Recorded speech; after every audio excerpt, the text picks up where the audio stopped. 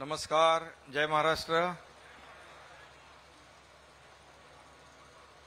CREDAI MCHIच्या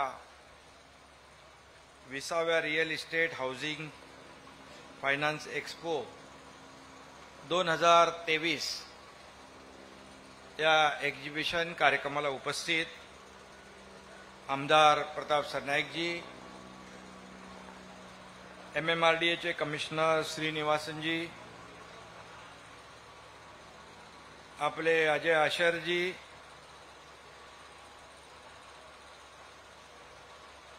Jitu Mehtaji, Sandeep Maheshwari, Lawrence Shetty, Manish Khandelwal, Harish Daulatani, Kapil Dev आके गए ना, राजू ओरा, सचिन मिरानी, भावेश गांधी, निनाद बोर्डे, राजेश गाडगीळ, दीपक गरोडिया, सर्व मान्यवर आणि उपस्थित MCHI क्रेडाईचे सर्व डेव्हलपर, त्यांची सर्व टीम, मी सगळ्यांना मनापासून आजच्या एक्झिबिशन बद्दल खूप खूप शुभेच्छा देतो। आपल्या सगळ्यांचं मनापासून अभिनंदन करतो।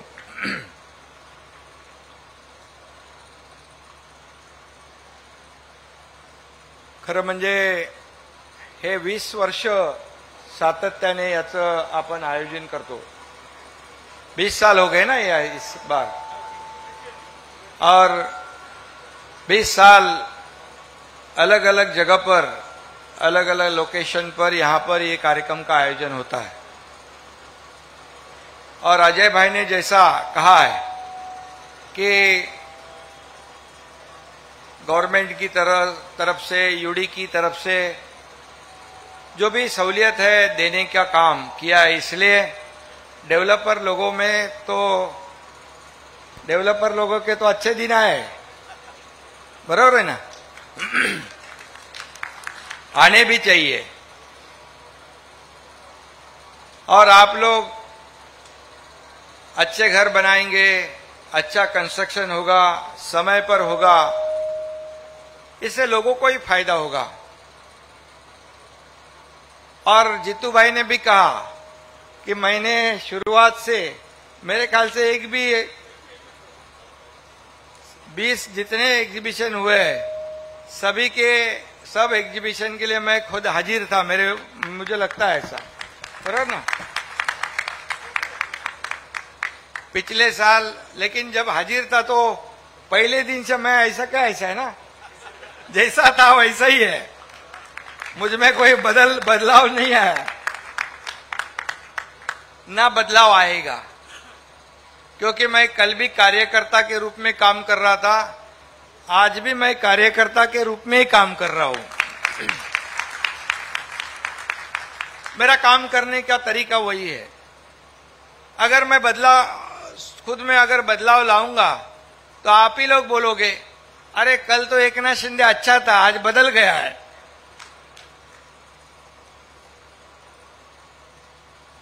छोड़ो, मजाक की बात है, लेकिन इसमें आप लोगों का और हमारा जो इतने 20 सालों से या उससे पहिले भी, मला वाटतं खूप वर्षापासून आपण अगोदरपासून एक दुसऱ्याला ओळखतोय। आमचे आमदार प्रताप सरनाईक पण तुमचेच डेव्हलपर आहेत। आता विहंग कुठे गेला? विहंग आहे। नौजवान आपले तरुण या क्षेत्रामध्ये वळतायत, हे पण एक चांगली बाब है, ये भी अच्छी बात है। क्योंकि डेवलपर होने के बाद सबको लगता है अरे बहुत बड़ा बिल्डर हो गया है, बहुत बड़ा डेवलपर हो गया है, उसको बहुत फायदा है। लेकिन जितना बड़ा कारोबार उतना प्रश्न भी ज्यादा और तकलीफ भी ज्यादा रहती है। इसलिए हम एक दूसरे को सहयोग करने की आवश्यकता है। आणि म्हणून तुम्ही घर बांधता, आणि घर हे प्रत्येकाचं स्वप्न असतं। घर आपल्याला मिळालं पाहिजे।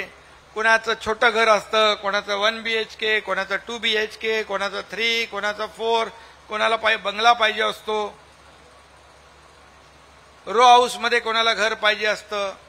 कोणाला स्विमिंग पूल सारखं घर पाहिजे, कोणाला गार्डन पाहिजे, सगळ्या गोष्टी असतात. परंतु सगळ्यांचं स्वप्न असतं की एक चांगलं घर पाहिजे, चांगल्या क्वालिटीचं पाहिजे, तिथला माहोल चांगला पाहिजे. बरोबर आहे ना जितूबाई? पण शेवटी जितनी जिसके जेब में पैसे वैसे उसको घर मिलेगा, और जिसकी कैपेसिटी है वो हिसाब से अपने अपने तरीके से कस्टमर घर खरीदी करता है. इसलिए हम लोग हमेशा कहते हैं कि अफोर्डेबल हाउसिंग भी बनाओ, मीडियम भी बनाओ, बड़े घर भी बनाओ. जो जैसे जिसकी कैपेसिटी है वैसे वो घर ले सकता है. लेकिन आपके इस व्यवसाय में भी काफी तकलीफ बीच में आई थी, और जैसे कोविड में भी बहुत अपने मंदी का समय था, कोविड में सबको तकलीफ थी, तभी भी आप लोगों ने सरकार को, लोकल बॉडीज को, स्थानिक स्वराज्य संस्थाएं जो है उनको भी मदद करने का काम किया. मुझे याद है एमसीएचआई किडाई ने अपना जो थाने का ग्लोबल हॉस्पिटल जो बनाया, ग्लोबल हॉस्पिटल जो कोविड सेंटर बनाया, उसमें कारपोरेशन का एक भी पैसा नहीं लिया था. सभी लोगों ने सहयोग किया. एमसीएचआई किडाई के सभी लोग, या जीतू भाई, अजय भाई, सभी यहां पर सब बैठे हुए उपस्थित लोग हैं. इन सब लोगों ने उस वक्त सहयोग करके वो कोविड सेंटर वहां भी किया. ये दूसरा अपना इधर पार्किंग प्लाजा में, उसमें भी सहयोग किया. और जब जब ऐसी तकलीफ की बात आती है तो एमसीएचआई किडाई जो है हमेशा अपने यहाँ पर साथ देती है. और ठाणे एमसीएचआई किडाई को मैं धन्यवाद दूंगा. ये हमेशा आगे रहते हैं, हमारे साथ में रहते हैं. और ये जरूरी भी है, एक समाज की जरूरत है. जिस शहर में हम लोग काम करते, ज्या शहरात आपण काम करतो, ज्या शहरामध्ये आपण व्यवसाय करतो, त्या शहरामध्ये आपण देखील काहीतरी जिम्मेदार, आपण काहीतरी देणं लागतो, या भावनेने प्रत्येकाने काम केलं पाहिजे. आणि म्हणून आपल्याला माहित आहे, मगाशी अजयबाईंनी सांगितलं, जितूबाईंनी पण सांगितलं की युनिफाईड डीसीपीआर जेव्हा झाला त्यावेळेस मला वाटतं मी नगर विकास मंत्री होतो. आणि नगर विकास मंत्री असताना मी आमच्या सेक्रेटरीना सांगितलं कि या एमसीएचआई किडाई के साथ में बैठो. ये कभी पहले हुआ था क्या? ये कभी पहले नहीं हुआ था. बोला हम लोग अगर डिसीजन जो ले रहे हैं वो सिर्फ पेपर पे नहीं रहना चाहिए, उसका इम्प्लीमेंटेशन होना चाहिए, उसका फायदा लोगों को पहुंचना चाहिए, इस रियल एस्टेट सेक्टर को पहुंचना चाहिए. नहीं तो मतलब क्या, कुछ भी नहीं होता है. लेकिन ऐसा करने के बाद मेरे ख्याल से यूनिफाइड डीसीपीआर से काफी फायदा हुआ है. सब प्रोजेक्ट जो बंद थे आगे बढ़ गए. पहले आप लोग एक एक इंच, एक एक फुट का सब हिसाब करते थे. हम लोग ने इतना दे दिया, फिर वो पी लाइन के अंदर खेलते रहो. कितना भी बनाओ बिल्डिंग, एफएसआई, वो कबर्ड विबर्ड सब छोड़ दो, बालकनी, कबर्ड, ये सब बंद कर दिया ना. अभी कोई बिल्कुल चिंता के, हाँ देखो अभी कम करना पड़ेगा एफएसआई. बोले एफएसआई ज्यादा हो गया है, अभी कम करने का है क्या? लेकिन वो एफएसआई जो है वो कंज्यूम करने के लिए भी, उसके लिए भी निश्चित रूप से आपको पूरा सहयोग मिलेगा. और क्योंकि हम लोग देने वाले हैं और देने का काम हम लोग करते हैं, आप एफएसआई हो या नियम के फायदे हो, सहूलियत हो, आप लेने के बाद उसको लोगों तक भी पहुंचाते हैं. जब भी मुझे याद है कि हम लोगों ने एक फैसला लिया था प्रीमियम और स्टैम्प ड्यूटी का, तभी कहा था कि इसका फायदा लोगों को भी होना चाहिए. तो आप लोगों ने स्टैम्प ड्यूटी भी, ग्राहक कस्टमर लोगों की भी स्टैम्प ड्यूटी डेवलपर ने उस वक्त,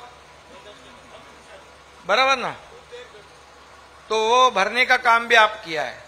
ये अच्छी बात है. अगर सरकार कुछ देता है तो उसको लोगों तक पास ऑन करने का काम भी आप लोग करते हो, ये भी बहुत बड़ी बात है. क्योंकि मुझे मालूम है ये real estate is the second largest employment provider after agriculture के बाद ये सेकेंड लार्जेस्ट एम्प्लॉयमेंट देने वाला एक रियल एस्टेट सेक्टर है। ये बहुत बड़ा काम करने वाला सेक्टर है, इसमें लाखों लोग काम करते हैं और निश्चित रूप से इसलिए हम लोगों ने भी बिल्कुल खुले हाथ से इस सेक्टर को जो देना चाहिए सहूलियत वो देने का काम किया है। और कोविड में जैसे लोगों को ऑक्सीजन लग रहा था वैसे ये रियल एस्टेट सेक्टर भी ऑक्सीजन पे गया था, लेकिन उसको ऑक्सीजन के उस वक्त मैं यूडी मिनिस्टर था, मेरे पास पूरे अधिकार नहीं थे, लेकिन मैंने उस वक्त कहा था कि अभी इनको ऑक्सीजन की जरूरत है, अगर इनको अभी ऑक्सीजन नहीं मिला तो ये वेंटिलेटर पे जा सकते हैं। फिर वेंटिलेटर पे से वापस आना मुश्किल होता है। तो तभी लोगों को लगा एकनाथ शिंदे ये डेवलपर लोगों के हित की बात करता। मैंने कहा नहीं, बिल्कुल नहीं। अभी ये रियल एस्टेट सेक्टर ये बहुत बड़े लाखों लोगों को रोजगार देने वाला सेक्टर है, इसलिए इसको बचाने की आवश्यकता है। इसके ऊपर मेरे ख्याल से डिपेंडेंट 250, 300, 250 जो छोटी मोटी इंडस्ट्री है वो भी डिपेंड है। तो ये बहुत बड़ा सेक्टर है आफ्टर एग्रीकल्चर। तो निश्चित रूप से इसको हमको सहूलियत देने की आवश्यकता है और हम लोग ने दी। उस वक्त मेरे ख्याल से कोविड में भी इतना ट्रांजैक्शन हुआ, घर खरीदी बिक्री हो गई, लोगों को फायदा हो गया, आप लोगों को भी फायदा हो गया, आपके प्रोजेक्ट रुके पड़े थे वो आगे बढ़ गए, सरकार को भी रेवेन्यू मिला, ये चारों तरफ से उसका फायदा हो गया। बराबर है ना? और इसलिए यूनिफाइड डीसीपीआर और जो निर्णय लिया था बहुत ही आपके लोगों के लिए फायदेमंद था। और मैं यही कहूंगा एमएमआर के ये श्रीनिवासन इधर बैठे, श्रीनिवासन से भी आपका सवाल जवाब हो गया ना, बराबर ना? तो उसमें भी आपको या हमारे पीडब्ल्यूडी मंत्री रविंद्र चौहान भी आए यहाँ पर, उनका भी स्वागत है।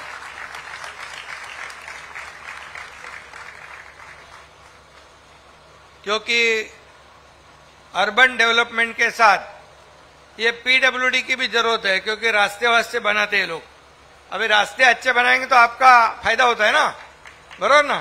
Connectivity is most important for your real estate sector. तो जैसे मैं बताऊंगा कि ये जो कैडबरी वाला रोड है, कैडबरी वाला रोड पहले कितना छोटा था, अभी बड़ा बना दिया। घोड़बंदर का रोड बड़ा बना दिया, अभी कैडबरी का रोड इतना बड़ा कर दिया कि इमरजेंसी प्लेन लैंडिंग हो सकता है, इतना बड़ा रोड कर दिया। मैंने जैसे वो रोड बनाने का शुरू कर दिया और तभी ये दोनों तरफ के जो डेवलपर थे उनका भाव भी बढ़ गया। बढ़ गया कि नहीं? बढ़ गया, हकीकत है।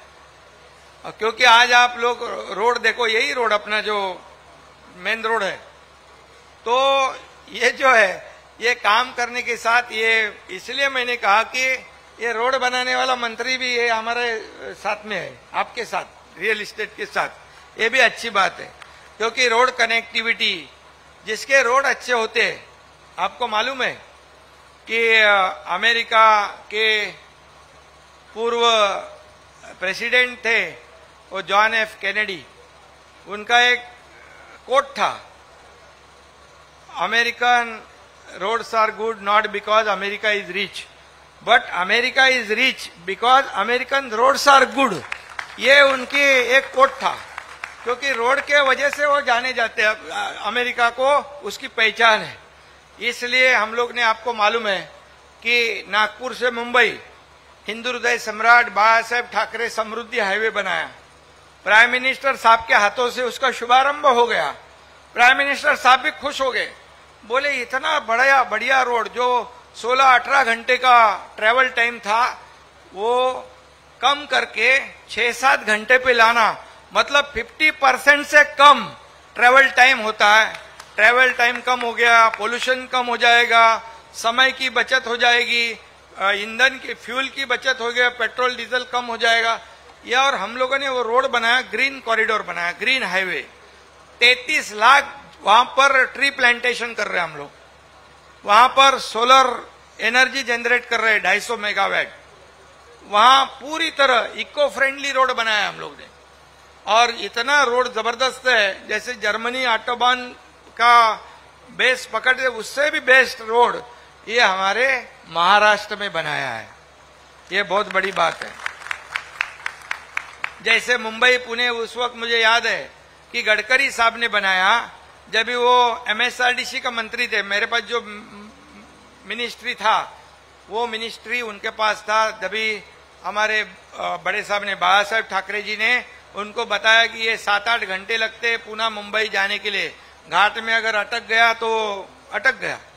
तो जैसे पुणे मुंबई एक्सप्रेस बनाया, आज आप जानते हो कि लोग डेली अप डाउन करने लग गए। पुणे में वहां पर सर्विस इंडस्ट्री बढ़ गई, आईटी इंडस्ट्री बढ़ गई, रियल इस्टेट बूम हो गई, फायदा हो गया ना सबको ये रोड के वजह से। इसलिए connectivity is most important for progress, विकास के लिए ये बहुत जरूरी है। और इसलिए राज्य में हम लोग नागपुर मुंबई, ये Vasai Virar multi modal corridor, यहां से हमारा बोरीवली टनल, आपको मालूम है कि नहीं, थाना से बोरीवली टनल 2 घंटे 1.5 घंटे लगते, 10-15 मिनट में बोरीवली मुंबई पहुंच जाएगा यहां पर से। तो ये ऐसे बड़े शिवड़ी नावा शेवा जो ट्रांस हार्बर लिंक है, जो ऐसे मुंबई से डायरेक्ट रायगढ़, वहां से मुंबई पुणे कनेक्टिविटी, मुंबई गोवा कनेक्टिविटी, वो सब दे रहे हैं हम लोग। और इसीलिए इस राज्य में इंफ्रास्ट्रक्चर के बहुत बड़े प्रोजेक्ट कर रहे हैं। मेट्रो का काम, जैसे जब भी देवेंद्र जी मुख्यमंत्री थे तभी मुंबई में मेट्रो का काम को बहुत बड़ा तेजी से शुरुआत हो गई, स्पीड दिया, लेकिन बीच में 2.5 साल काम बंद था। अपनी सरकार आने के बाद तुरंत चालू कर दिया, हम लोग ने सब शुरू कर दिया। जो 4-5 साल आगे जाने वाला प्रोग्राम हम लोग ने उसको करीब लाया, और वो सब बीच में जो इतने हर्डल थे, स्पीड ब्रेकर है, सब हटा दिए।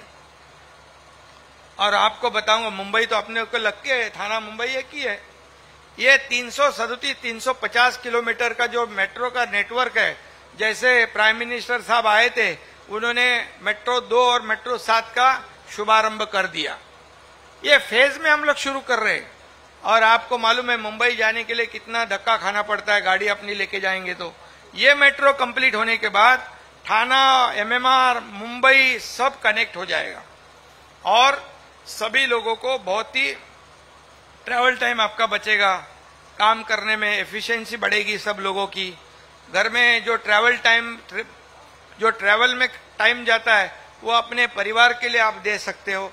इसलिए अपनी सरकार जो है ये सब को ध्यान में रख के काम कर रही है। ये थाने के जितने भी ट्रैफिक है, ट्रैफिक जितनी जहां कंजेशन होती है उसको हम लोग बाईपास रोड निकाल रहे हैं, थाना से बाहर से बाईपास रोड निकाल रहे हैं। मुंबई फ्रीवे जहां लैंड हो गया है वहां से उसको लिफ्ट करके डायरेक्ट शहर के बाहर से डायरेक्ट घोड़बंदर से आगे फाउंटेन होटल तक, वो जो गडकरी साहब ने अहमदाबाद वाला पुल बना रहे उसको जोड़ रहे हैं हम लोग डायरेक्ट, ताकि लोगों को काफी सहूलियत हो जाए, लोगों को कनेक्टिविटी मिले। और जिसका इंफ्रास्ट्रक्चर जोर में काम करता है, जो राज्य है, देश है, निश्चित रूप से उसको, उस राज्य को, उस शहर को फायदा होता है। और वैसे ही थाना में दे हम लोग, मुंबई में तो 2 साल में पूरे मुंबई खड्डे मुक्त कराई है। आपने पढ़ा सुना ना, वो मुंबई विल बी पोटॉल फ्री, ये नेक्स्ट 2 इयर्स सब खत्म हो जाएगा। इधर श्रीनिवासन बैठे, श्रीनिवासन सवाल जवाब आपका भी हो गया है ना, इधर 25 सवाल का पूरा जवाब बराबर दिया क्या? से हमारे अधिकारी सब होशियार है, डैशिंग है, काम करने वाले लोग हैं। तो ये मुंबई जैसे हम लोग पॉटहोल फ्री कर रहे हैं, वैसे थाना भी, एमएमआर भी अच्छे रोड करेंगे हम लोग, बिल्कुल खड्डे वगैरह नहीं रहेंगे। बारिश में भी आपको अच्छा सब लोगों को सुविधा मिलेगा। ये काम थाना कारपोरेशन हो, एमएमआर के जितने कारपोरेशन हो, ये सब में आपको दिखाई पड़ेगा, और इसका फायदा आपको भी होगा, आपके सेक्टर को होगा, पब्लिक को होगा। इसलिए अभी आप देखा बजट में भी, घर के लिए बजट में भी अच्छा, सेंट्रल बजट में भी अच्छा प्रावधान किया है। ये सब लोगों के लिए अच्छा किया है। उसमें टैक्स कम किया है, 7 लाख तक उसको बराबर ना, उसका लिमिट बढ़ा है। तो आखिर क्या है, पब्लिक को फायदा होता है तब जाके वो घर लेगा, घर लेगा तो आपको फायदा होएगा। एक चेन है एक दूसरे की, आपके ऊपर कई लोग डिपेंड है, आप कस्टमर के ऊपर डिपेंड है, ये सब है। ये अपना एक संबंध जो है वो एक पारिवारिक संबंध है। और इसलिए मैं इतना ही कहूंगा कि एमएमआर में पूरी तरह जितना भी डेवलपमेंट करना है निश्चित रूप से हम लोग करेंगे। उसमें आप लोगों का भी हमेशा योगदान रहा है। और आप जानते हो कि ये सरकार जो है ये आम लोगों की सरकार है, ये सभी लोगों की सरकार है, इसमें सभी लोगों का सहयोग है। हम लोग अभी पिछले हफ्ते में दावोस गए थे।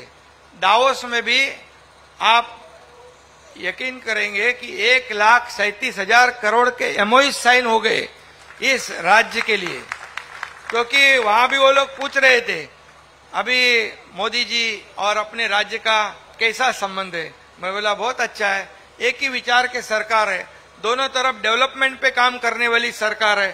तो उन्होंने 1,37,000 करोड़ के एमओयू साइन किया और वो लोग बहुत सीरियस थे।